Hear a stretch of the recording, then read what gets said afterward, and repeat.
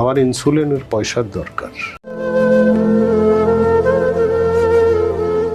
বেশিরভাগ চলচ্চিত্র শিল্পীদেরই দেখা যায় যৌবনে দুহাতে অর্থ কামান, কিন্তু শেষ বয়সে আর তাদের হাতে সেই অর্থ অবশিষ্ট থাকে না। কারণ যখন ভালো ইনকাম হয় তখন তারা সেই অর্থ রাখতে জানেন না। দুই হাতে মজ মাস্তি করে অর্থ উড়িয়ে শেষ বয়সে এসে তাদেরকে ভিক্ষা করতে হয়, নতুবা সাহায্যের জন্য হাত পাততে হয়। শেষ বয়সে সব হারিয়ে ভিক্ষা করেছেন এমন কিছু অভিনয় শিল্পীদের নিয়ে আলোচনা করব জীবনের কথার আজকের ভিডিওতে। চলুন একে একে দেখে নেই কারা এই অভাগা নায়ক নায়িকা। নম্বর 1, কাজী হায়াৎ।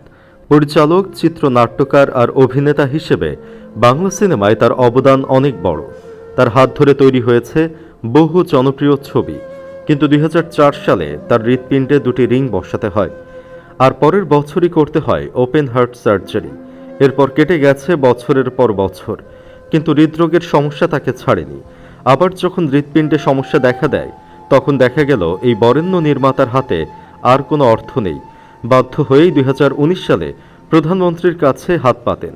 প্রধানমন্ত্রী শেখ হাসিনা তাকে 10 লক্ষ টাকা জনগণের টাকা থেকে সাহায্য দেন। সাহায্য বলা ভুল, বরং ভিক্ষা দেন। সেই টাকা নিয়ে তিনি উন্নত চিকিৎসার জন্য যুক্তরাষ্ট্রের নিউ ইয়র্কের মাউন্ট সিনাই হাসপাতালে যান। তবে জানলে অবাক হবেন, কাজী হায়াতের ছেলে কাজী মারুফ কিন্তু কোটিপতি। ছেলে কোটিপতি হলেও প্রধানমন্ত্রীর কাছে সাহায্যের বিষয়টি নিয়ে প্রচুর সমালোচনা হয়েছিল সে সময়। জানা গেছে মার্কিন মুলুকে প্রচুর সম্পদের মালিক হয়েছেন কাজী হায়াত পুত্র। সেখানে একটি দুটি নয়, 4-4টি বাড়ির মালিক হয়েছেন ইতিহাস সিনেমা দিয়ে জাতীয় চলচ্চিত্র পুরস্কার জেতা কাজী মারুফ। কাজী মারুফের ঘনিষ্ঠ সূত্রের খবর, নিউ ইয়র্কে ব্যবসা করেন কাজী হায়াত পুত্র। কিসের ব্যবসা সে সম্পর্কে অবশ্যই কিছু জানা যায়নি। অবশ্য একবার নিচের বাড়িগুলোর ছবি সামাজিক যোগাযোগ মাধ্যম ফেসবুকে প্রকাশ করেছিলেন কাজী মারুফ। নম্বর 2, আনোয়ারা। আনোয়ারা বাংলা সিনেমার এমন এক নাম যাকে 8 বার জাতীয় চলচ্চিত্র পুরস্কার দেওয়া হয়েছে। সেখান থেকে কোটি কোটি টাকা পেয়েছেন।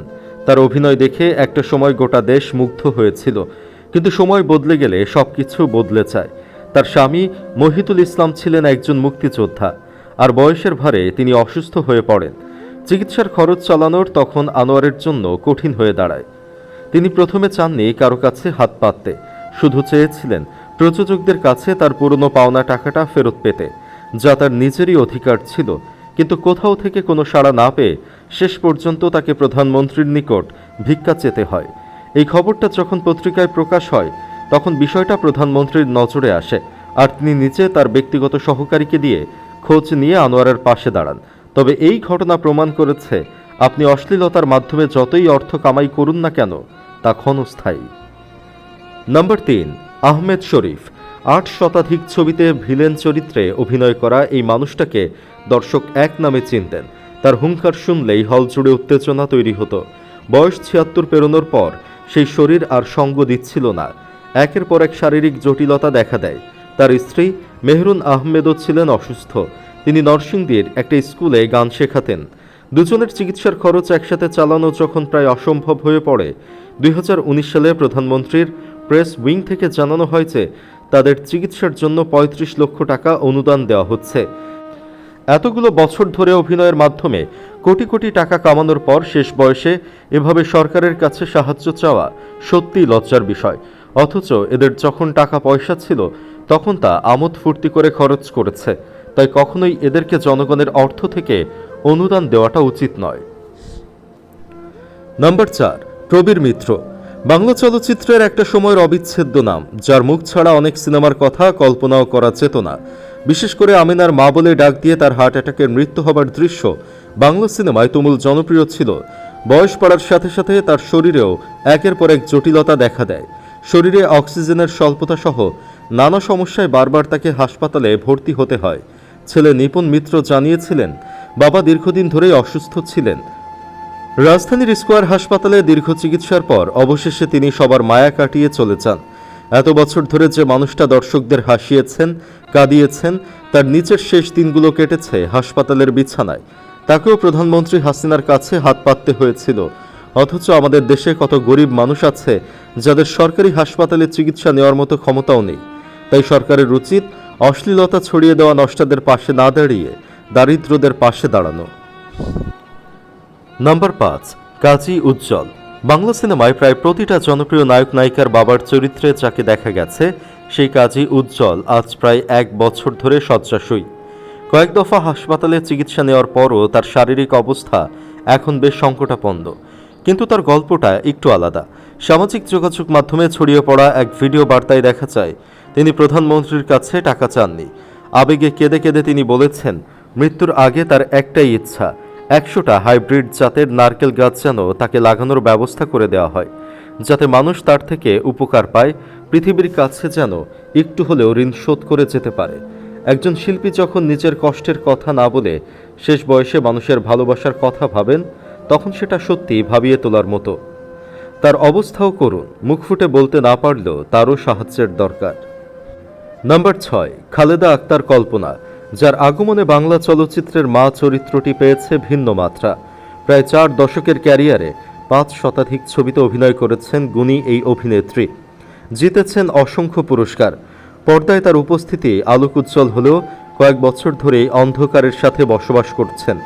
উপার্জিত সমস্ত অর্থ শেষ, অসুস্থ হয়ে পড়ে আছেন বিছানায়। নানান অভাব গ্রাস করেছে খালেদা আক্তার কল্পনাকে। তাকে দেখার যেন কেউ নেই। খালেদা আক্তার কল্পনার ডান চোখে গ্লুকোমা, রেটিনায় রক্তপাত আর কর্নিয়ার আলসার থেকে ইনফেকশন হয়ে মারাত্মক আকার ধারণ করেছে। শুধু বাম চোখ দিয়ে দেখছেন তিনি।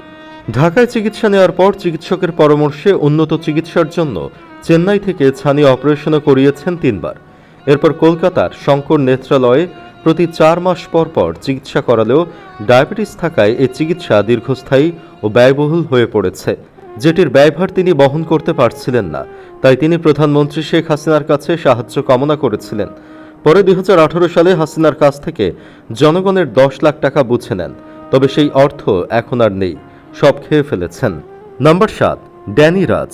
খল অভিনেতা হিসেবে তার নাম একসময় দর্শকের মুখে মুখে ঘুরত, কিন্তু 2 বছর ধরে তিনি প্রচণ্ড অসুস্থ ছিলেন। চিকিৎসার খরচ চালানো তার একার পক্ষে সম্ভব হচ্ছিল না।